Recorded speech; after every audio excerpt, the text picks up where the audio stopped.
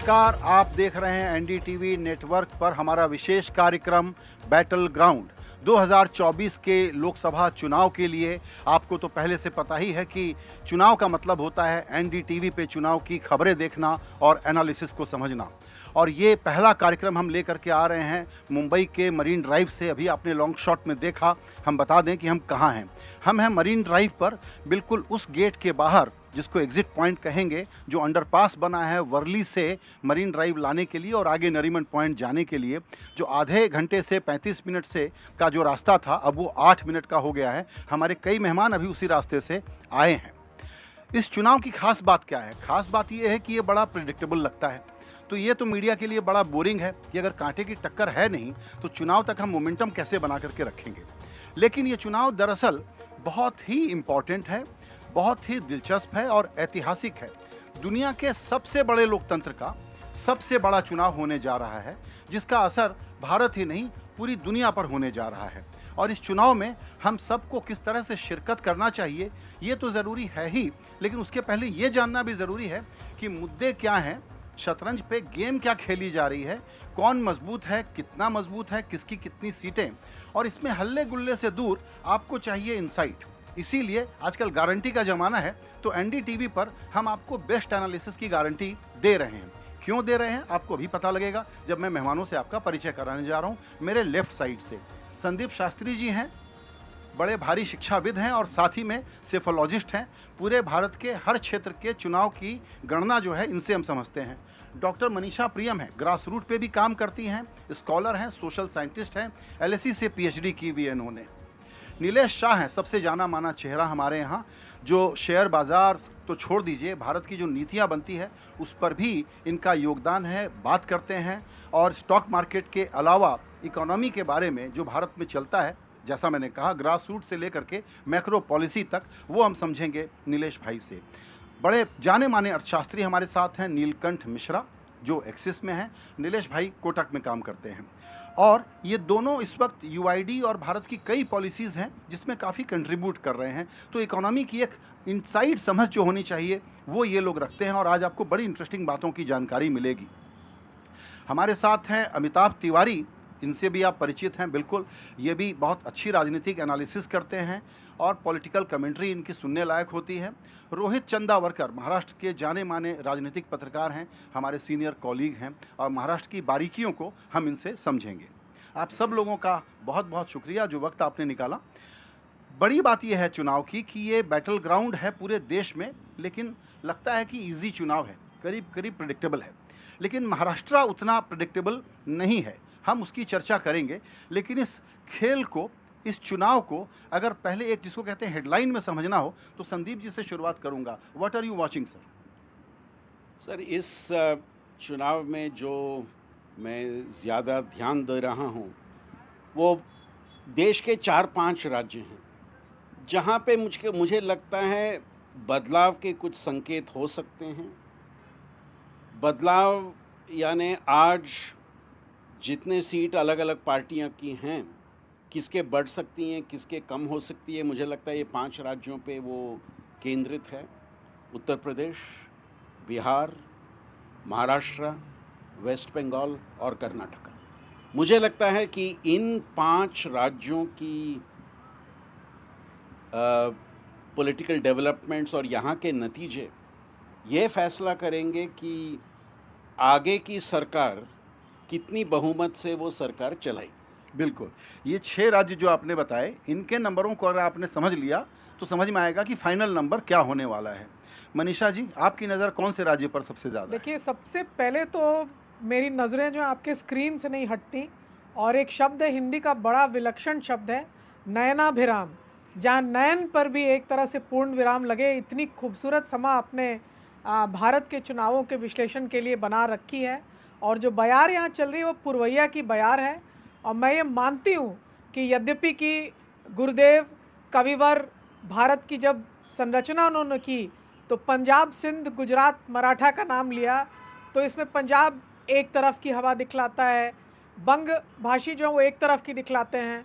तो अभी भी कुछ राज्य जिनमें कि हम टटोलेंगे कि कौन सी निधि जो है वो भारत की निधि तय करेगी, उनमें बिहार आगे रहेगा।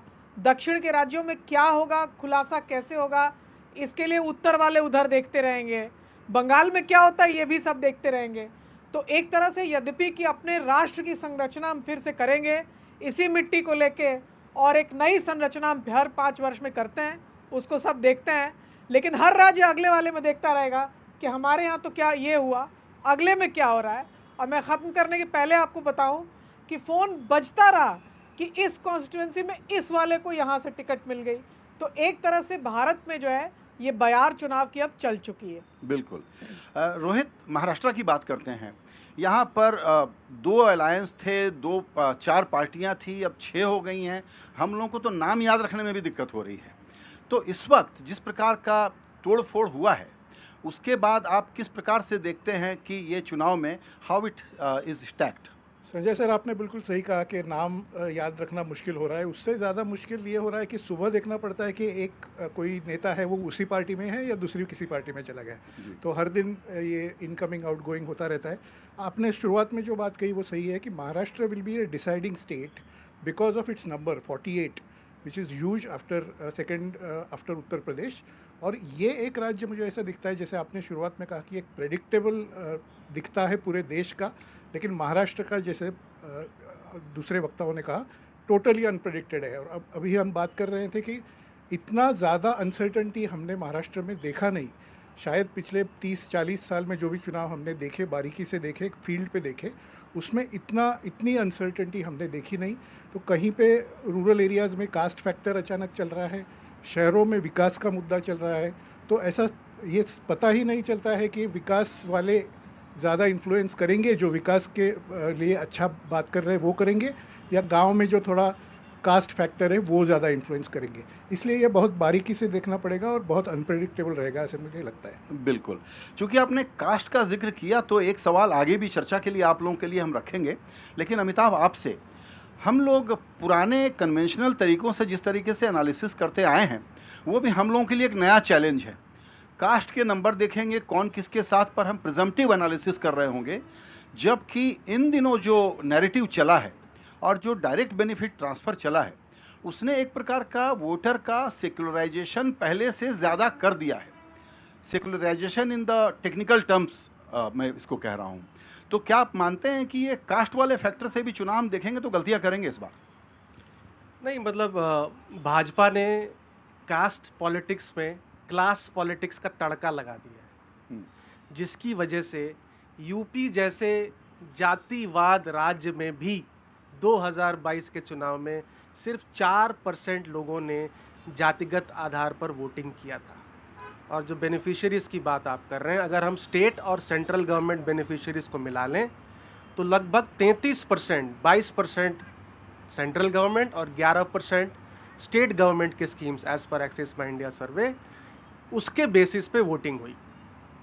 तो काफ़ी कॉम्प्लेक्स हो गया है वोटिंग बिहेवियर। हम जितने लोग भी यहाँ बैठे हैं, सबका एक यूनिक कारण है वोटिंग बूथ पर जाकर के वोट डालने का। वोटिंग एक इमोशनल डिसीजन होता है, कोई रैशनल डिसीजन नहीं होता। It can be as silly as a reason कि मैंने एमपी को अपने बेटे के बर्थडे पे बुलाया था, वो आया नहीं, बगल वाले के यहाँ आया था। It can be as silly as reason as this. लेकिन कोई भी चुनाव जो है वो भारत में 3 कारणों की वजह से डन डील नहीं है। पहला है कि भारत में लेट डिसाइडर्स बहुत ज़्यादा होते हैं, 25% से 30%, CSDS के सर्वे के अनुसार ही, जो अंतिम दिन डिसाइड करते हैं या 2 या 3 दिन पहले डिसाइड करते हैं कि हम किसको वोट करेंगे। इतना तो विक्ट्री मार्जिन भी नहीं होता। और Maharashtra is among the top states which is the late deciders, who has a maximum number of late deciders. दूसरा होता है 25% लोग कैंडिडेट के नाम पर वोट करते हैं आज भी, 2019 लोकसभा में भी, और अभी तो कैंडिडेट्स भी अनाउंस नहीं हुए हैं सारी पार्टियों के। ये 2 मुख्य कारण हैं। और तीसरा है, भारत में लॉयल वोटर्स यानी जो हार्डकोर आइडियोलॉजिकल वोटर हैं वो सिर्फ 31% हैं, यानी 69% are floating voters, are not ideologically aligned to any party, and they are the king makers और डिसाइडर्स। और जैसा सर ने कहा महाराष्ट्र में, एक लास्ट बात, महाराष्ट्र में किसी को नहीं पता कि एक्चुअली क्या होने वाला है। मुख्य जो मुद्दा है वो है who is the real Shiv Sena, that nobody knows, क्योंकि आज तक वो टेस्ट नहीं हुआ है. And who is the real NCP, that nobody knows as of now. बिल्कुल, रोहित से पूछेंगे कि जनरल परसेप्शन क्या है कि किसको असली सेना माना जा रहा है, लेकिन आपने जो बातें बताई उसमें एक तो अच्छा है कि थोड़ा सस्पेंस और थ्रिल हमारे लिए बना रहेगा. जितना अनप्रिडिक्टेबल है उतना हम लोग हैप्पी हैं, या अनप्रिडिक्टेबिलिटी के लिए अलग अलग आर्गूमेंट दे रहे होंगे, ठीक है. लेकिन आपने जो बात कही उससे एक बात और निकल करके आती है, वो ये है कि एक फैक्टर ओवर डोमिनेंट हो गया है, वो है मोदी की लोकप्रियता. प्राइम मिनिस्टर नरेंद्र मोदी इस वक्त चुनाव के सारे कन्वर्सेशन में इतना ज़्यादा डोमिनेट कर रहे हैं कि बहुत सारे ये जो प्लसेस और माइनसेस हैं उसको वो लेवल कर रहे हैं अपने प्रीमियम वोटर से. प्रीमियम जो उनका है अपना खुद का. Do you think that is also a play? See, अगर 2019 की बात करें तो फिर संदीप शास्त्री जी का ही नंबर है, मैं उनके ही नंबर को कोट कर रहा हूँ कि बीजेपी को जिसने भी वोट किया उसमें से एक में से 3 वोटर मोदी फैक्टर था, यानी मोदी के नाम पे उन लोगों ने वोट किया. 10 में 3. 1 आउट ऑफ 3, 33%. अच्छा, 33%. ओके. अगर आप एनडीए का वोट देखेंगे 2019 का 27.5 करोड़, यूपीए का वोट 16.5 करोड़, 11 करोड़ की लीड. और मेरे रिसर्च के हिसाब से जो सर के डेटा से डिराइव्ड है, 8.5 करोड़ इस 11 करोड़ की लीड में से मोदी फैक्टर है. वो हो सकता है इस चुनाव में जो ये 77-80% था difference between UPA and NDA, हो सकता है इस चुनाव में 100% हो जाए, और इंडिया और एनडीए के बीच में जो डिफरेंस है वो आज हो सकता है सिर्फ मोदी फैक्टर ही है. जी संदीप, इसमें कुछ आप जोड़ना चाहते हैं? मैं सर के बात को थोड़ा एक्सपैंड करना चाहता हूँ. 2014 में जब Modi ji prime minister candidate थे, 4 में से 1 बीजेपी वोटर्स ने कहा कि हम प्राइम मिनिस्टरियल कैंडिडेट को देख के वोट कर रहे हैं. 4 में से 1, 25%. 2019 में वो 32% तक चला गया, 1/3 तक चला गया. अब 2019 से आज तक आप वो समय देखें तो एक मेजर चेंज बीजेपी और एनडीए की स्ट्रैटेजी में ये रही है कि प्राइम मिनिस्टर का एक फोकस. आज हम सब आप बीजेपी के लीडर्स के किसी के भी स्पीच को आप सुनेंगे तो मोदी गारंटी एक बहुत ही बड़ी वाक्य का उपयोग सब करते हैं, प्राइम मिनिस्टर खुद करते हैं. सो ये 24 से 32 जो गया, इस बार मुझे लगता है और ज़्यादा जाएगा in terms of Modi factor deciding BJP को. Again this builds up further curiosity कि ये नंबर भी अब हम लोग ट्रैक करते रहें अभी से चुनाव तक. ये पॉसिबल है? हाँ, ये पॉसिबल है, वेरी मच है. बिल्कुल. इसमें एक बात अभी और हम लोग गहराई में जाएंगे, ये जो सारे इक्वेशंस काम करेंगे किस तरह से करेंगे, लेकिन थोड़ा सा एक नज़र डालते हैं कि इश्यूज़ क्या हैं और किस तरीके से फ्रेम हो रहे हैं. तो उसमें जो हेडलाइन निकल करके आ रही है और प्राइम मिनिस्टर मोदी का जो पूरा कैंपेन है उसमें एक पहला वाक्य और पहला वर्ड पकड़ते हैं, वो है कि अगले कार्यकाल में 5 ट्रिलियन की इकोनॉमी इसको बनाना है. ये बहुत बड़ा वादा है. इस वादे को पूरा करने के लिए क्या करना होगा, ये वोटर समझना चाहेंगे जब वो अपना चॉइस डिसाइड करेंगे कि आप सही बोल रहे हैं या गलत बोल रहे हैं. नीलकंठ जी. नहीं, देखिए, इस पे डिलीवरी जो है वो प्राइवेट सेक्टर ही करेगी. तो इसमें सरकार जो कोशिश कर रही है पिछले कुछ वर्षों से कि मैक्रो इकोनॉमिक स्टेबिलिटी पे फोकस करे, कि आपको हमने बता दिया कि भाई देखिए ग्रोथ मोटा मोटी इतनी ही होगी, आपका इन्फ्लेशन जो है वो मोटा मोटी इतना ही होगा, इंटरेस्ट रेट इस तरह से स्टेबल होगा, एक्सचेंज रेट इस तरह से स्टेबल होगा. तो अगर कोई पूंजीपति अगर निवेश करने को तैयार हो रहा है तो उसको अगर ये क्लियर हो जाए कि भाई अगले 4-5 साल तक ऐसे चलने वाला है, तो उसके इन्वेस्ट करने के चांसेस बढ़ जाते हैं. और जब 4 लोग इन्वेस्ट करते हैं तो 5 और लोग भी आ जाते हैं कि भाई इसके कारण ही इकोनॉमिक ग्रोथ हो जाएगी जब इतने लोग इन्वेस्ट करेंगे.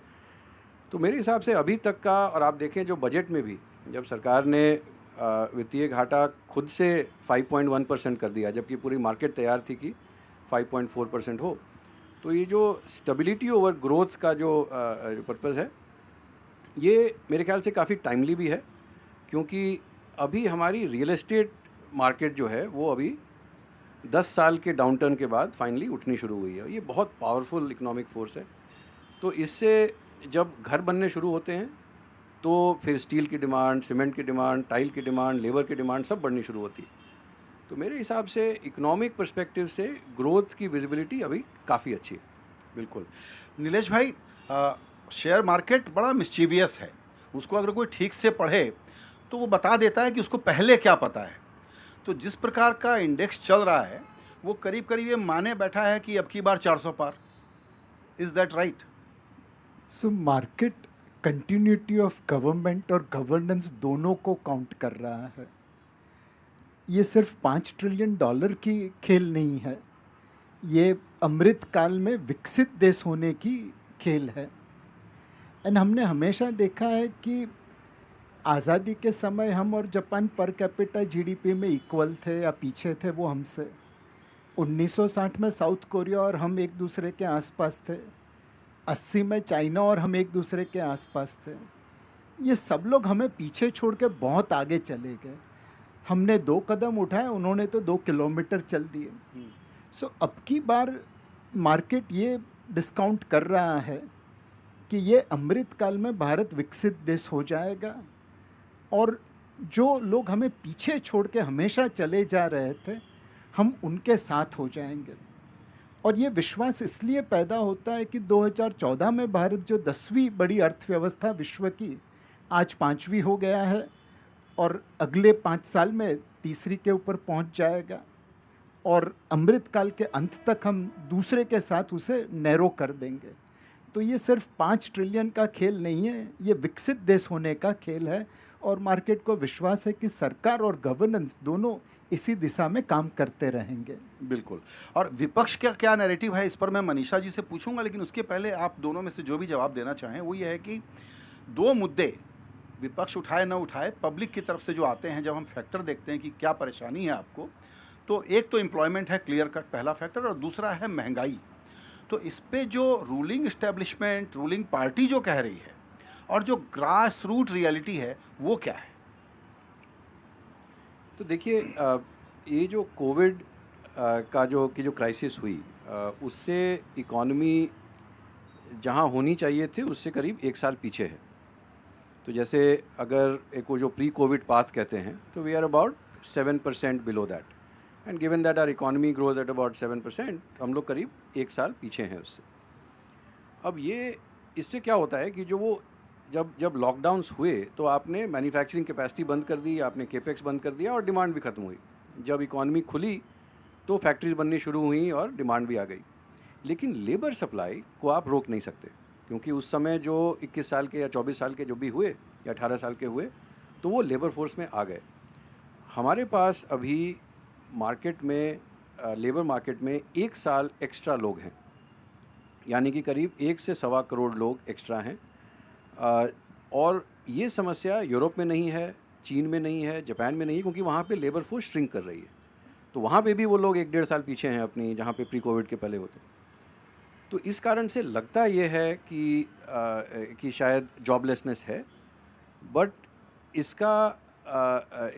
जॉब्स क्रिएट हो रही हैं। जैसे अगर इकॉनमी हमारी अगर 7-8% पे ग्रो कर रही है, तो जॉब्स जो हैं वो 5% पे ग्रो कर रही हैं। बट मुश्किल ये है कि अभी लेबर सप्लाई बढ़ी हुई है। तो अगर हम ग्रोथ को मतलब बेसिकली लेबर सप्लाई को एब्जॉर्ब करना चाहेंगे तो हमें 7% से बहुत ज़्यादा ग्रो करना होगा। तो यानी कि 8-9% पे ग्रो करना होगा, जो कि मेरे हिसाब से 4 से 5 साल में ये लेबर एब्जॉर्प्शन हो जाएगा। इसके साथ ही हमें देखना होगा कि इन्फ्लेशन इसके कारण कम होता जा रहा है। तो जैसे इन्फ्लेशन में भी 2 पार्ट होते हैं, एक फूड होता है और एक कोर इन्फ्लेशन होता है। कोर इन्फ्लेशन अभी 4 के बहुत नीचे आ गया है और यही सस्टेनेबल इन्फ्लेशन होता है, क्योंकि लेबर के पास अभी प्राइसिंग पावर नहीं है, इसलिए इन्फ्लेशन कम होता जा रहा है। तो ये एक नेचुरल साइकिल है कि जैसे जैसे इन्फ्लेशन कम होगा, इंटरेस्ट रेट कम होगा, फिर इकॉनमी में फिर इन्वेस्टमेंट बढ़ेगी और फिर ये जॉब्स भी एब्जॉर्ब हो जाएंगे। तो ये सिक्लिकल प्रॉब्लम है, इसमें कोई स्ट्रक्चरल इशू नहीं। बिल्कुल। संजय भाई, महंगाई के ऊपर एक बात कहूँ, एक ज़माना था जब बॉलीवुड के फिल्मों में विलन फूड की ब्लैक मार्केटिंग करते थे, जैसे काली चरण, रोटी कपड़ा मकान, और हीरोइन गाना गाते थी महंगाई मार गई। अब आप किसी से पूछिए लास्ट कौन सी ऐसी मूवी थी जहाँ पे विलन फूड की ब्लैक मार्केटिंग करता था और हीरोइन महंगाई मार गई के गाना गाता था। सो यही चीज़ें दिखाती है कि महंगाई अब उतना बड़ा प्रश्न नहीं रहा पूरे देश के लिए। कुछ लोगों के लिए यस, महंगाई could be an issue, and पिछले 36 या 40 महीनों में majority of the part are inflation was lower than American inflation, जो हमारे 75 साल के इतिहास में कभी नहीं हुआ। मनीषा जी, महंगाई को एक मुद्दा हम लोग पहले से मानते हैं कि वोट देने का एक फैक्टर है, लेकिन अभी जिस प्रकार के मुद्दे हैं और जिस तरह का एस्पिरेशनल लैंग्वेज सेट हुआ है, उसमें एक्चुअली आपकी क्या अंडरस्टैंडिंग है कि महंगाई एक निर्णायक क्राइटेरिया है क्या वोटर के दिमाग में वोट करने के लिए? देखिए, महंगाई जहाँ तक एक मुद्दा है, साफ साफ बतलाऊं कि महंगाई मुद्दा है, लेकिन महंगाई मुद्दा हो करके उससे राजनीतिक परिवर्तन जब होता था तो उसमें middle class, lower middle class और उसकी महिलाएं आगे होती थी। आज वो जो है वो एक वोट बैंक बन के और उभर चुका है, तो वो शायद उस मुद्दे की तरफ देखना भी नहीं चाहती। वैसे राज्य जहाँ मुझे लगता है अमूमन भाजपा को कड़ी टक्कर ज़मीन पे मिलेगी, वहाँ भी महिलाओं का मत जो है, बाकी आप मर्दों से बात कीजिए, वो जाति की बात करते हैं, वो तरह तरह के आइडियोलॉजीज़ की बात करते हैं, और सही लोकतंत्र में होनी चाहिए प्रतिस्पर्धा, लेकिन अगर आप घर आंगन में जाके महिलाओं से बात कीजिए तो चुपचाप मुस्कुरा के वो धीरे से बता देती हैं कि वो बाहर जो भी कह रहे हैं इधर तो ये जाएगा। तो जो वर्ग आपको ये मुद्दा उठा के ले जा सकता था, महिलाएं चप्पल लेके या प्याज का माला बना करके और सिलेंडर लेके, तो ये एक तरह से महिलाएं जो हैं वो बीजेपी की तरफ, और ये रूरल मुफस्सिल इलाकों में भी देखने को मिलता है जी। तो कई कारणों से ये मुद्दा आपके लिए पॉलिटिकली ब्लंट हो गया, इकोनॉमिकली अलाइव, पॉलिटिकली ब्लंट। और जहाँ तक जो बेरोज़गारी का मामला है, वंस अगेन ह्यूज इशू, और युवा वर्ग खास करके हमारे जिन राज्यों को हम बीमारू बुलाते हैं, उनमें विश्व की सबसे बड़ी युवा की, गरीब युवा की, जो पहली बार स्कूल कॉलेज जा रहा हो, उसकी जनसंख्या विश्व की सबसे भारी जनसंख्या होगी। लेकिन वो किस पे विश्वास करता है कि आज नहीं तो कल कुछ परिवर्तन होगा, कहीं नौकरी लगेगी, ट्रेन से पकड़ के कहीं जाएंगे तो कोई काम मिलेगा। एक बड़ा फैक्टर तो है। भरोसे वाली पार्टी अगर उनसे आप पूछिए तो आपको जवाब समझ में आएगा। मुझसे विदेश से कई लोग पूछते हैं कि क्यों इन बातों पे युवा जो है आक्रोश से भरा हुआ नहीं दिखता है, तो उसका जवाब ये है कि युवा को ये दिक्कत है, मगर वो किस पे भरोसा करता है कि इस पे डिलीवर करेगा। इस प्रश्न का जब जवाब आप लेंगे तो आपको इशू दिखेगा। है, लेकिन उसका कोई मैनिफेस्टेशन नहीं है।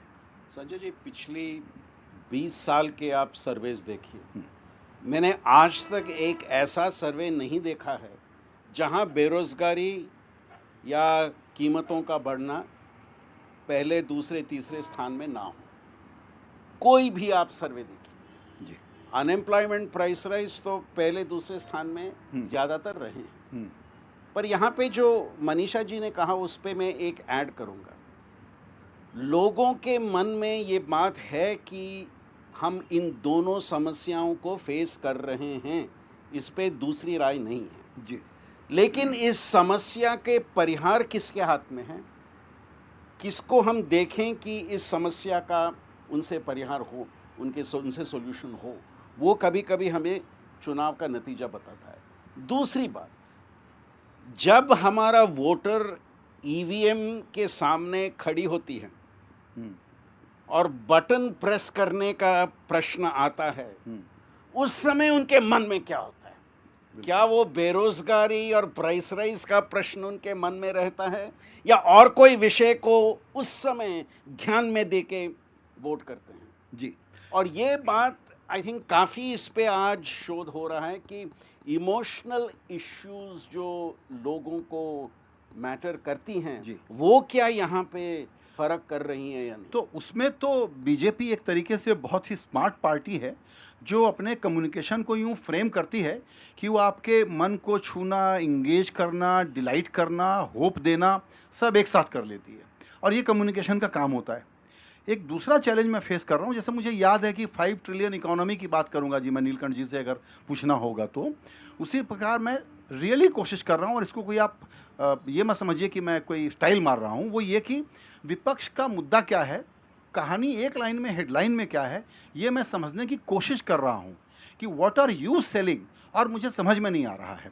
आप बताएं अमिताभ कि विपक्ष का क्या नैरेटिव है, वो क्या मुद्दा उठा रहे हैं? विपक्ष एक्चुअली कंफ्यूज्ड है अभी बहुत ज़्यादा, क्योंकि कास्ट सेंसस को एक बहुत बड़ा मुद्दा उन्होंने बनाया था। लेकिन 2023 के विधानसभा चुनाव में हमने देखा कि कास्ट सेंसस बिल्कुल ही नहीं चला। 3 राज्य जहाँ पे कांग्रेस पार्टी फेवरेट थी 2 राज्यों में जीतने की, वहाँ पे वो हार गई। तो सोशल जस्टिस जो उनको एक मुद्दा है वो कहीं ना कहीं पंक्चर हो गया।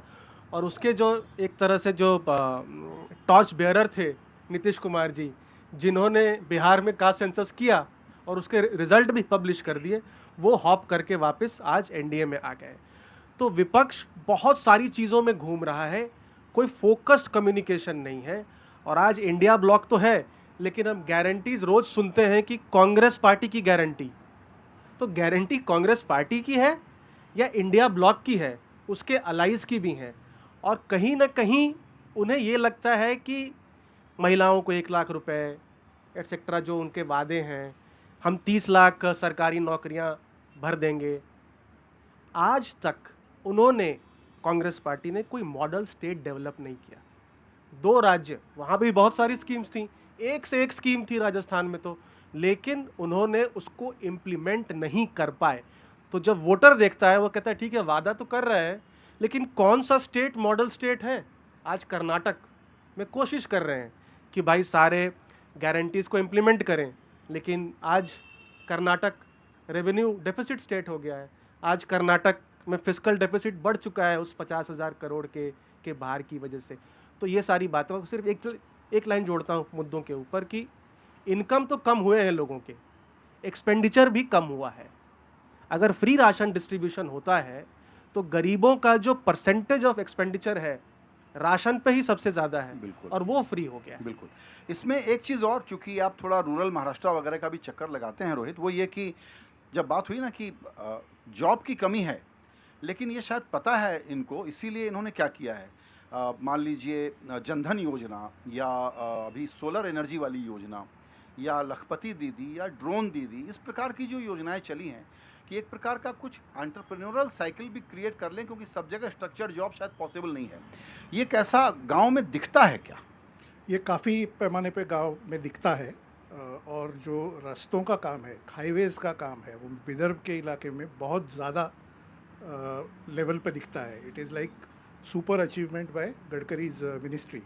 If you go to Yavatmal, if you go to Wardha, if you go to any areas which were totally underdeveloped earlier, roads and infrastructure, there is no doubt that there is incredible work done. अभी बेरोज़गारी के मुद्दे पे जो बात हो रही है, मनीषा जी ने भी कहा, बाकी वक्ताओं ने भी कहा, उसमें महाराष्ट्र में थोड़ा सा एक फ़र्क ये है कि देखिए ये स्टेट पहले से ही बहुत ज़्यादा इंडस्ट्रियलाइज्ड स्टेट है, और ये ऐसा स्टेट है जिसमें बहुत ज़्यादा MIDC जो हम बोलते हैं, महाराष्ट्र इंडस्ट्रियल डेवलपमेंट कॉरपोरेशन, शहरों का एक औद्योगिकरण जिसको हम हिंदी में बोल सकते हैं, जहाँ पे इंडस्ट्रियल ग्रोथ ज़्यादा है। तो jobs is not a big issue in a state like Maharashtra. That is my reading. It might be an issue in Uttar Pradesh, it might be issue in the south, Telangana or some places. I am not totally aware of that. But in Maharashtra, बेरोज़गारी का कोई इतना ज़्यादा नहीं है, क्योंकि आपको शायद आपका गांव छोड़ना पड़े, लेकिन आपके गांव से 100 किलोमीटर पे आपके बहुत अच्छा जॉब मिल जाता है. तो बहुत सारे लोग ऐसे भी हैं जो एक दिन में आ जाके वो काम कर लेते हैं. दूसरा जो है महंगाई का मुद्दा जो है, वो भी मुझे महाराष्ट्र में इतना नहीं दिखाई देता, क्योंकि उसका भी वही है कि पैसा काफ़ी स्टेट में काफ़ी पैसा है, तो इस that is trickling down, so it is not a big issue. इसीलिए आपने देखा होगा कि महाराष्ट्र में ज़्यादा मुद्दा उठाया जाता है वो मराठा आरक्षण या कास्ट बेस्ड जो मुद्दे हैं उस पर ज़्यादा निर्भर कर रहा है ऑपोजिशन. और एक चीज़ मैं आपको बता दूं कि मराठवाड़ा जैसे रीजन में आप देखेंगे कि एग्रीकल्चर का फेल्योर हुआ है. उसके लिए नेचुरल रीजंस हैं, जैसे बारिश कम होती जा रही है, या सूखा होता है, या डिवीज़न ऑफ लैंड होता जाता है, जैसे फैमिली बढ़ती है, तो उस वजह से आपको एक अनरेस्ट दिखेगा फार्मर्स में, जिसको अपोजिशन शायद यूज़ करने का कोशिश कर रही है. ये आपने बड़ा एक इम्पॉर्टेंट पॉइंट रखा, जो हम उस पर और थोड़ी चर्चा करेंगे इसके बाद. वो यही है कि कहीं ऐसा तो नहीं है कि जो रूरल पिछड़ापन अब महाराष्ट्र जैसे अग्रणी राज्य में हो गया है, उसका भी मैनिफेस्टेशन मराठा और ओबीसी की पॉलिटिक्स के ज़रिए हो रहा है.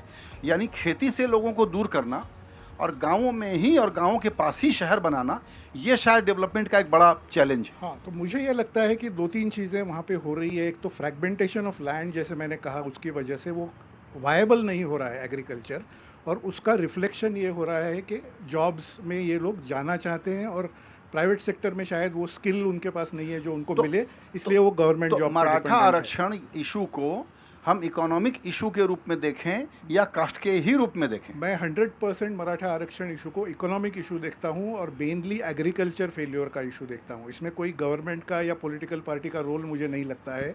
ये एग्रो फेल्योर जो होता गया है उसका नतीजा और है। जाहिर है कि इसको कैसे एड्रेस किया जाए, नीलकंठ जी के पास कुछ विचार होंगे।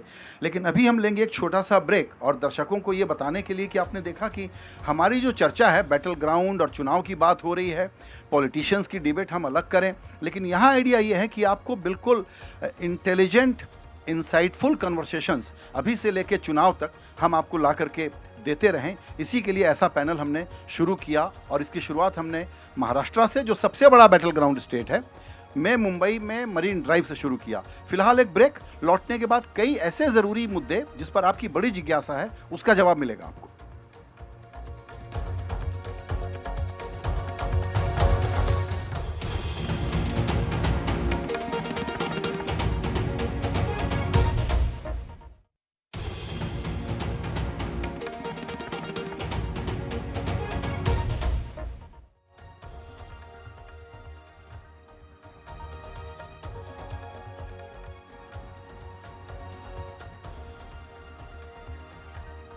You are watching Battleground on NDTV channels. We are at Marine Drive having a distinguished panel of experts to decode this election, and Maharashtra being the most keenly contested state, it is important to pay some attention to this state first. Electoral bond एक मुद्दा है, दूसरा मुद्दा है south और north की चर्चा। और साउथ में अगर बीजेपी के वोट नहीं हैं तो फिर प्राइम मिनिस्टर इतना दौरा खास करके केरल और तमिलनाडु का क्यों कर रहे हैं, इस पर भी चर्चा करेंगे। लेकिन ब्रेक के पहले चूंकि हम बात कर रहे थे रूरल इश्यूज़ की, तो उस पर नीलकंठ कुछ हमको समझाना चाहेंगे कि कैसे एग्रीकल्चर में पिछड़ापन जो है उसको कैसे एड्रेस किया जा सकता है, और नीलेश भाई भी इस पर बात करेंगे। सो संजय भाई, जो चीफ मिनिस्टर मोदी ने एग्रीकल्चर में किया वो प्राइम मिनिस्टर मोदी एग्रीकल्चर में नहीं कर पा रहे हैं। गुजरात में वो जब चीफ मिनिस्टर थे तो एग्रीकल्चर ग्रोथ रेट 9% के आसपास थी। और ये क्यों हुआ? एक, उन्होंने सरदार सरोवर नर्मदा निगम कंप्लीट कर दी तो इरिगेशन पहुंच गया। दूसरा, जो अनइंटरप्टेड पावर मिलता था वहाँ पे फुल प्राइसिंग पावर की करके आपको अनइंटरप्टेड पावर सप्लाई चालू कर दी। तीसरा, एपीएमसी में रिफॉर्म करके लाए। चौथा, कमर्शियल क्रॉप्स लेके आए। तो कई चीज़ें ऐसी एग्रीकल्चर में हुई जिसकी वजह से गुजरात के एग्रीकल्चर की ग्रोथ 9% के ऊपर चली गई। एग्रीकल्चर स्टेट सब्जेक्ट है। अब हर स्टेट में ना इरिगेशन उस तरह से बढ़ सकता है, ना कमर्शलाइजेशन ऑफ क्रॉप हो सकता है, ना एपीएमसी के रिफॉर्म प्रोसेस हो सकती है, ना अनइंटरप्टेड पावर सप्लाई हो सकता है। और चाइना और भारत का अगर ग्रोथ में अंतर जो देखे तो चाइना ने एग्रीकल्चर फोकस बहुत पहले किया, उसकी वजह से डिमांड आई, वो उन्होंने फिर इंडस्ट्रियलाइजेशन में कन्वर्ट की। हमने एग्रीकल्चर में जो गुजरात जैसा ग्रोथ देखा वो भारत के दूसरे राज्यों में हमेशा नहीं देखा। कुछ समय के लिए आया फिर ठंडा पड़ गया।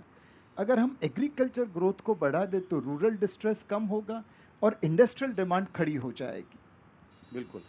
नीलकंठ, आप कुछ कह रहे थे कि कैसे नए मॉडल हो सकते हैं इस प्रॉब्लम को एड्रेस करने के? यस, सो क्योंकि हम जब भी हाउस होल्ड इनकम की बात करते हैं कि तो उसमें हम केवल वेजेस पे ध्यान देते हैं।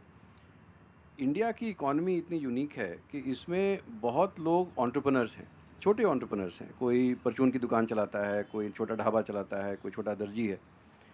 कोविड के समय इन लोगों को बहुत परेशानी हुई, और जब इनको अभी अब धीरे धीरे ये डर्रे पे आ रहे हैं तो इनके भी अब इनकम्स बढ़ रही हैं। सबसे बड़ी समस्या है कि इनको हम जल्दी से कैसे ग्रो कराएं, और उसको ग्रो कराने में आई थिंक डिजिटल इकॉनमी का बहुत बड़ा हाथ है। जैसे पहले क्या था कि अगर आपको डिजिटल पेमेंट्स के लिए पॉस मशीन चाहिए, पॉइंट ऑफ सेल्स मशीन चाहिए, तो आपको एक सर्टेन लेवल ऑफ इनकम चाहिए होगी। अभी क्या है कि एक क्यूआर कोड का स्टिकर लगा दीजिए और उसकी डिजिटल पेमेंट चालू हो गई। फिर क्या था कि आप मार्केट कैसे एक्सेस करेंगे? तो अब नए मॉडल्स की ज़रूरत है और बन रहे हैं, जैसे ओएनडीसी है, open network for digital commerce. तो जैसे अब कोई भी छोटी दुकान वाला, कोई चाय वाला अपने पड़ोस के किसी भी कस्टमर को ओएनडीसी के थ्रू एक्सेस कर सकता है। अगर किसी को छोटा लोन चाहिए कि वो अपने धंधे को और बढ़ा सके, पहले 10-50 हज़ार रुपये के लोन मिल ही नहीं सकते थे।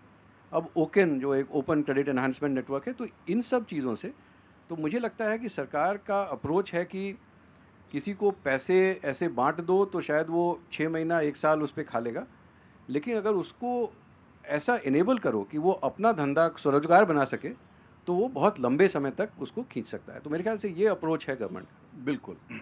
अब बात करते हैं संदीप शास्त्री जी, आप बताएं कि ये जो साउथ फोकस है बीजेपी का और मोदी जी का खास करके, इसको हम कैसे समझें? क्योंकि कहा जा रहा है कि वहाँ तो वोट है नहीं, और अगर 400 के नंबर तक पहुँचना है तो ये जो पूरा साउथ, पूरा ईस्ट, नॉर्थ ईस्ट, 200 सवा 200 के ऊपर सीटें हैं, वहाँ इनको 100 सीटें निकालनी पड़ेंगी। आपने बहुत ही सही विषय उठाया। 2014 में नॉर्थ वेस्ट और सेंट्रल फोकस एक था, 2019 में ईस्ट और नॉर्थ ईस्ट का फोकस एक था, और इस बार वो साउथ का फोकस है। कारण एक ही है, नॉर्थ वेस्ट और सेंट्रल में 90% से ज़्यादा स्ट्राइक रेट हो चुका है। सो ये 305 से 370 अगर हमें बीजेपी को जाना है, 65 सीट्स एडिशनल। नॉर्थ, सेंट्रल और वेस्ट में तो उतनी स्कोप नहीं है। ईस्ट में टक्कर आज भी है। दक्षिण भारत में अगर आप देखें तो 103 सीट जो हैं, आज बीजेपी का वहाँ 30 सीट है और उनके सहयोगी दल के 2 और सीट हैं। सो 32 सीट साउथ में है। तो वहाँ पे स्कोप बीजेपी को लगता है कि थोड़ा ज़्यादा है, पर मुझे लगता है ज़्यादा वो केवल कर्नाटका और तेलंगाना में थोड़ा है। दूसरे 3 राज्य अगर आप देखें, तमिलनाडु, आंध्र प्रदेश और केरला, इन तीनों राज्यों में 2019 में 1 सीट भी नहीं आया था। 1 सीट जो आया था वो अन्ना डीएमके को आया था। इन तीनों राज्यों में 1 भी सीट नहीं है। सो उनका गेम प्लान ये शायद 2023 तक केवल सीमित नहीं है, ये एक थोड़ा लॉन्ग टर्म प्लान है कि हम हमारा बेस इन 3 राज्यों में कैसे डेवलप करें। शायद इस बार केवल 2-3 सीट मिलेंगे, लेकिन काम वो वहाँ पे इसी कारण से शुरू कर रहे हैं। और इतना लंबा लीडरशिप का कैंपेन साउथ में इसी एक कारण से मुझे लग रहा है हो रहा है कि साउथ में अगर वो पेनिट्रेशन नहीं हो, वो पैन इंडिया आइडेंटिटी फिर प्रॉब्लम बन जाए। बिल्कुल, और वोट शेयर बढ़ाने का कम से कम पहला मुकाम है जिसको पूरा करने की कोशिश करें। फिर लौटते हैं थोड़ा सा महाराष्ट्र पर, और वो इसलिए कि अगर एक बहुत ही जीवंत मजबूत विपक्ष इस वक्त है यहाँ पर, तो वो इस राज्य में है। शरद पवार जैसे कद्दावर नेता हैं, उद्धव की जो शिवसेना है उसका अपना ग्रास रूट नेटवर्क है। क्या ये जो वोट का आंकड़ा है, अमिताभ आपसे समझना चाहूँगा पहले मैं, कि नेता की शिफ्ट से वोटर शिफ्ट हो जाएगा, उसका समर्थक शिफ्ट हो जाएगा, ये ज़रूरी है क्या? और ये वोट ट्रांसफ़र इतनी आसान सी चीज़ है क्या? नहीं, ये ज़रूरी नहीं होता है, काफ़ी डिफ़िकल्ट है। किसी भी पार्टी को जो वोट मिलता है उसके 3 एलिमेंट्स होते हैं। एक होता है पार्टी सिंबल का वोट, यानी हार्डकोर आइडियोलॉजिकल वोटर। एक होता है कैंडिडेट का वोट, जो उसके इमेज या काम के वजह से मिलता है। और एक होता है लीडरशिप का vote, Modi, Uddhav, Sharad Pawar etcetera. Thumb rule है 1/3, 1/3, 1/3। ये है पैटर्न। अब महाराष्ट्र में जो अलाइज हैं, जैसे एनसीपी है, एनसीपी अजित पवार और उधर बची हुई है शिवसेना उद्धव ठाकरे। अब एनसीपी अजित पवार के पास जो वोट शेयर है उसमें एक अच्छा खासा मात्रा में माइनॉरिटी वोट है। 16% जो है वो एनसीपी का वोट था और 16% कांग्रेस का वोट था, यानी 32%। उसमें से 9% इज माइनॉरिटी वोट। दोनों का अगर बराबर बराबर भी मान लें तो 4.5 दोनों के पास है। तो ये 4.5% क्या बीजेपी कैंडिडेट को ट्रांसफ़र होगा? क्या शिवसेना एकनाथ शिंदे को ट्रांसफ़र होगा? Question mark. उसी तरह से शिवसेना उद्धव ठाकरे को क्या जो 80% के लगभग माइनॉरिटीज़ ने कांग्रेस और एनसीपी को सपोर्ट किया था, वो वोट ट्रांसफ़र होगा जब उद्धव ठाकरे कैंडिडेट खड़ा होगा? तो ये सारी बहुत पेचीदगी है इस बार के चुनाव में। एनसीपी को लेने से क्या है कि थोड़ा एडवांटेज हो गया है बीजेपी को, जो माइनस में चल रही थी। और एक और बात है कि जो बीजेपी के अलाइज को वोट मिलता है उसमें भी मोदी फैक्टर है, वो 1/4 है। बिल्कुल। और अब वीबीए आ गया है इंडिया ब्लॉक के पास, तो वो भी 7% ऐड करता है। तो अगर हाफ हाफ है दोनों के पास, तो मोटे तौर पर पिछले चुनाव में 50% एनडीए और 35% के आसपास विपक्ष के 32, वोट थे, हाँ। जिसमें पश्चिम महाराष्ट्र और विदर्भ इन दोनों में गैप काफ़ी नैरो था रोहित। तो अभी ये जो अंकगणित है उससे अगर देखें तो इस एरिथमेटिक के बेसिस पे क्या ये कहना सेफ होगा कि एक्चुअली यहाँ बहुत कड़ी लड़ाई है, सीधा सीधा ट्रांसफ़र नहीं हो सकता और एक दूसरे को कैंसिल करेंगे? मुझे लगता है संजय जी, दो चीज़ें बहुत ही इम्पोर्टेंट फैक्टर रहेंगी। एक तो प्रकाश अंबेडकर का वंचित बहुजन अघाड़ी है। कल परसों जो रैली हुई मुंबई में, उसमें वो स्टेज में तो दिखाई दिए, उन्होंने भाषण तो किया, लेकिन सीट शेयर का एग्रीमेंट अभी तक नहीं हुआ है। और सुनने में बात ये आई कि कुछ कॉम्प्लेक्स चीज़ें उसमें हैं, तो वो कंफर्म नहीं हो रहा है कि वो सचमुच इनके साथ जाएंगे या नहीं जाएंगे। अगर वो गए तो शायद एक डिसाइडिंग फैक्टर बन जाएगा, नहीं गए तो देखिए, पिछले बार का मैं एक एग्जांपल आपको देता हूँ। टेस्ट केस बारामती में सुप्रिया सुळे जी जो फाइट कर रही थी, वहाँ 13 लाख के आसपास टोटल वोटिंग हुआ, जिसमें से 6 लाख से ऊपर 6.5 लाख से ऊपर सुप्रिया सुळे जी को मिला और लगभग 45,000 वंचित बहुजन अघाड़ी ने लिया। तो इसलिए सुप्रिया सुळे जी का मार्जिन कम हो गया। और ऐसा ही अगर दूसरी कॉन्स्टिट्यूएंसीज में हो जाए तो शायद खेल महाविकास आघाड़ी के लिए बिगड़ सकता है। लेकिन अगर प्रकाश अंबेडकर साथ में आए और उनका सीट शेयरिंग एग्रीमेंट हो गया, जो कि अगले 3-4 दिनों में हमें पता चलेगा, तो लगता है कि शायद वो डिसाइडिंग फैक्टर रहेगा और इनको एडवांटेज मिलेगा। दूसरी बात, मैं डेफिनेटली प्रेडिक्ट कर सकता हूँ कि मार्जिन बहुत ही कम रहने वाला है इस बार। विनिंग का मार्जिन आप देखिए, महाराष्ट्र में किसी किसी कॉन्स्टिट्यूंसी में 3 लाख, 1.5 लाख, 2 लाख, 2.5 लाख ऐसे रहता था, हमेशा रहता आया है।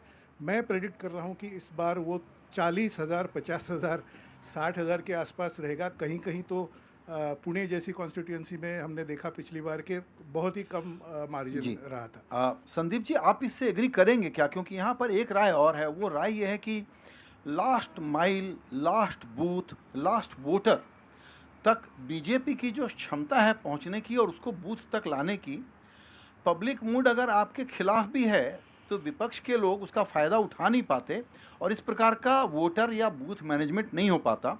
तो रोहित की बात का काउंटर ये हो सकता है कि ज़रूरी नहीं है कि मार्जिन इतना नैरो हो। नहीं, मैं रोहित जी की बात से सहमत हूँ और उसके साथ मैं और एक बात ऐड करूँगा कि जब महायुति का एक कैंपेन शुरू होता है, क्या वो एक बीजेपी फोकस कैंपेन रहेगा? अगर इस बार देखिए, महायुति में भी बीजेपी का शेयर जो रहेगा, मिनिमम 29 कह रहे हैं, मैक्सिमम 31 कह रहे हैं उनका शेयर। जो पहले सिर्फ 24 था, 24 था, अभी 29 या 31 हो जाएगा। सो बीजेपी की शेयर इसमें ज़्यादा हो रही है।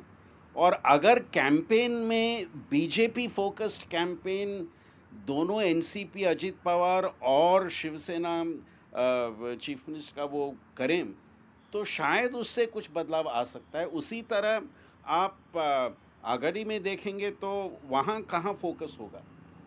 उद्धव ठाकरे पे फोकस होगा, कांग्रेस पे फोकस होगा, शरद पवार पे फोकस होगा, वहाँ वो आई थिंक डिसाइड करेगा। सो किस तरह से कैंपेन में दोनों अलायंसेस में सेंट्रल फैक्टर क्या होगा, और जैसे अभी कहा गया प्रकाश अंबेडकर का रोल क्या होगा, आई थिंक इन 2-3 फैक्टर्स को आपको ध्यान में रखना पड़ेगा कि किस तरह ट्रेंड राज्य में जा सकता है। बिल्कुल।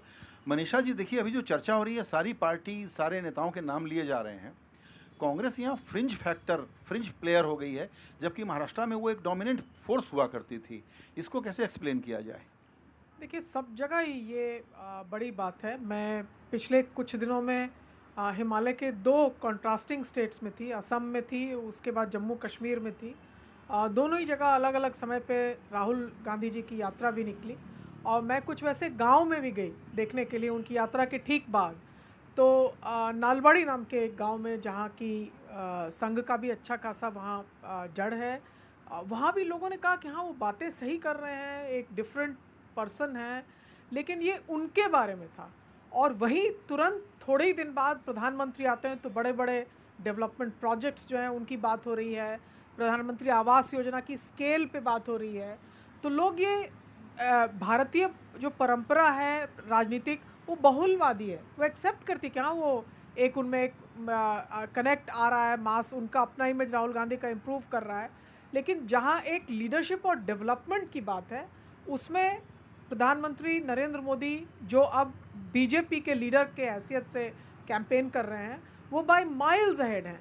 तो मैं ये समझती हूँ महाराष्ट्र की आज जो विडंबनाएं हैं, मैंने बिहार में भी ये विडंबनाएं देखी हैं, लेकिन मैं जानती हूँ कि अगर एक नेशनल कैंपेन का मोमेंटम आता है तो लोग अपने इश्यूज़ को रखते हैं। शायद स्टेट इलेक्शंस में वो बातें फिर उजागर हो जाएं, लेकिन कहीं ना कहीं एक नेशनल इलेक्शन जो है उसका मूड एक नेशनल मूड बन जाता है। प्रश्नवाचक लोग लगाते हैं। मैं अगर महाराष्ट्र की मेरी पकड़ उतनी अच्छी नहीं, लेकिन मैं तब भी जहाँ तक हो सकता है वहाँ मैं देखती हूँ।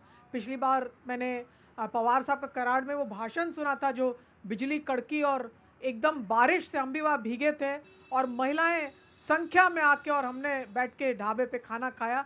उस वक्त मुझे दिखा था कि ये चुनाव बदल रहा है, लेकिन वो महाराष्ट्र का अपना चुनाव था, अपनी लीडरशिप की बात थी। अगर वो वोटर जाके ये पूछेगा कि मैं भारत बनाने का सपना देखता हूँ, और कहीं ना कहीं प्रधानमंत्री नरेंद्र मोदी ने जो अब भाजपा के मुख्य कैंपेनर के रूप में अब चुनाव लड़ रहे हैं, उन्होंने एक दिशा बदली है कि भारत निर्माण के लिए यदि सोचना है चुनाव के बारे में, तो आप किस दिशा में जाएंगे। और महाराष्ट्र वालों को मैं ये संदेश दे के जाऊँ कि हम बिहार में भी बिल्कुल ज़मीन पे कार्यरत हैं। हम ये समझते हैं कि कुछ दिक्कतें अभी भी हैं, वरना इतना सारा गठजोड़ जोड़ना और पॉलिटिकली नॉन क्लीन कि कल जो वहाँ थे उनको भी इधर लेके आए। आज जो 3-4 बजे तक की खबर थी कि छोटे नेता मांझी साहब, उनके लिए भी बिल्कुल केंद्रीय इशारा था कि नहीं, मांझी जी के सीट के लिए बिल्कुल जो एक गया ज़िले में महत्वपूर्ण सीट है उसको लिया जाए। तो एक एक सीट पे आंख है, और तब मैं मानती हूँ कि जो ग्रैनुलर है, लोकल है, वो कहीं भी नेशनल से जो है वो हटता नहीं है। तो लोकल भी देखते हैं, लेकिन लोग देश की दशा और दिशा जब देखेंगे तो किन बातों पे वोट करेंगे। ये आपने इम्पोर्टेंट बात कही जो नज़र रखने की है संदीप जी, वो ये कि लोकसभा में मोदी प्रीमियम फैक्टर एक अलग ढंग से काम करेगा, लेकिन चूंकि डेमोक्रेसी है और बड़ी कैओटिक डेमोक्रेसी है हमारी, तो राज्यों के नतीजे, राज्यों का रुझान कुछ अलग हो सकता है। ऐसा हमने कई जगह देखा है। संजय जी, हम ये हर एक राज्य में देख रहे हैं कि जब उस राज्य में चुनाव होता है और फिर लोकसभा चुनाव होता है, काफ़ी फ़र्क होता है जिस तरह से नतीजे आते हैं। और मैं कहूँगा ये मेरे राज्य से शुरू हुआ, कर्नाटका से शुरू हुआ 1984 में। बिल्कुल, जब लोकसभा चुनाव में राज्य ने कांग्रेस को ज़्यादा सीट्स दिए और 3 महीने के बाद जनता पार्टी को स्पष्ट बहुमत राज्य में दे दिया। ये ट्रेंड आजकल पूरे देश में हम देख रहे हैं। बिल्कुल। चर्चा के बिल्कुल आखिरी हिस्से में एक पॉइंट और मैं टच करना चाहता हूं, जहां मुझे लगता है कि नीलकंठ और नीलेश भाई के विचार होंगे। एक तो मुझे याद आता है गिफ्ट सिटी, क्योंकि मुंबई में बैठे हैं और बात थी कि एक और फाइनेंशियल सेंटर बनाया जाए जो मुंबई के साथ मुकाबला करे। एक लफ्ज़ चला था कॉम्पिटिटिव फेडरलिज्म, लेकिन उसका एक नुकसान है। 2 राज्य आपस में इसके लिए न लड़े ना कि ये प्रोजेक्ट यहाँ रहे वहाँ रहे, और उसके लिए बहुत सारी कंसेशंस, डिस्टॉर्टेड मॉडल्स दे दें और इसमें प्रॉब्लम शुरू हो जाए। क्या कोऑपरेटिव फेडरलिज्म का वक्त वापस नहीं आ गया है? क्योंकि राज्यों में तो अलग अलग पार्टियां, अलग अलग रंग होंगे, लेकिन ये बड़ा ज़रूरी है कि हम लोग वापस कोऑपरेटिव फेडरलिज्म की तरफ लौटें अगर हमको 9% ग्रोथ रेट के साथ 5 ट्रिलियन इकोनॉमी का लक्ष्य अगले कार्यकाल में प्राप्त करना है। तो नीलेश भाई। संजय भाई, कॉम्पिटिटिव फेडरलिज्म भी चाहिए और कोऑपरेटिव फेडरलिज्म भी चाहिए। थोड़ी कंपटीशन ज़रूरी है ताकि लोग दौड़ते रहे। एक किस्सा कहना चाहूँगा सैमसंग का। बहुत साल पहले वो भारत आए, यहाँ पे TV, fridge, AC, mobile phone बनाते हैं और यहीं पे ज़्यादातर बेचते, थोड़ा एक्सपोर्ट करते हैं।